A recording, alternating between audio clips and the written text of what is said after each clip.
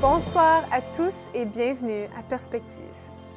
Les grands-parents peuvent faire comprendre aux jeunes qu'une vie sans amour est une vie desséchée, que l'angoisse de l'avenir peut être vaincue et qu'il y a plus de joie à donner qu'à recevoir.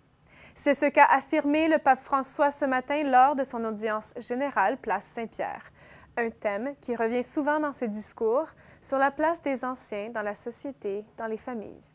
Je vous propose maintenant d'écouter un résumé de son discours. Nous chanterons le Notre Père en latin que vous trouverez au dos de votre billet d'audience.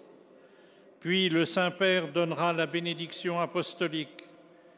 Il l'accorde aussi à toutes les personnes qui vous sont chères, spécialement aux enfants, aux malades et aux personnes qui sont dans l'épreuve.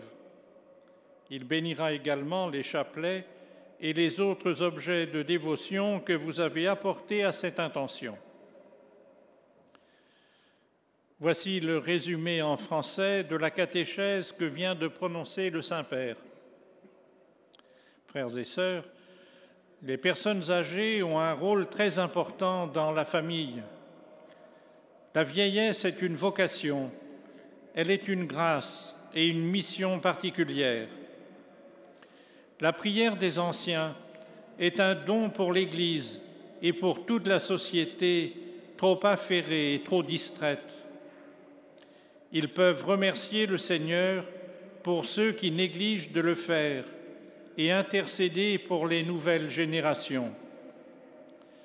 Ils peuvent faire comprendre aux jeunes qu'une vie sans amour est une vie desséchée, que l'angoisse de l'avenir peut être vaincue, qu'il y a plus de joie à donner qu'à recevoir. Leur louange soutient la communauté qui travaille et qui lutte dans la vie. Loin de mépriser les jeunes, la mission des grands-parents est vraiment de les encourager dans leur recherche de la foi et du sens de la vie. Le Jeudi saint met en lumière la qualité de serviteur du Christ, celle qui est exigée de tout chrétien. Pour le pape François, c'est l'occasion de la mettre en pratique. Une fois de plus, le Saint-Père se rendra dans une prison en Italie pour la célébration du Jeudi saint le 2 avril prochain. Annoncé ce matin, il présidera alors le rite du lavement des pieds avec des détenus d'un centre pénitentiaire. Le service pour Jean Vanier était au cœur de sa mission envers les personnes les plus vulnérables et marginalisées. Après avoir travaillé une cinquantaine d'années, principalement auprès des personnes atteintes d'une déficience intellectuelle, celui-ci recevra en mai prochain le prix Templeton 2015, fondation située à Londres, en Grande-Bretagne.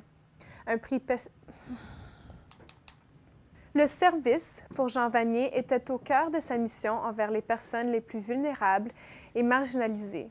Après avoir travaillé une cinquantaine d'années, principalement auprès des personnes atteintes d'une déficience intellectuelle, recevra en mai prochain le prix Templeton 2015, fondation située à Londres, en Grande-Bretagne. Un prix prestigieux qui renferme une somme d'environ 2 millions de dollars canadiens.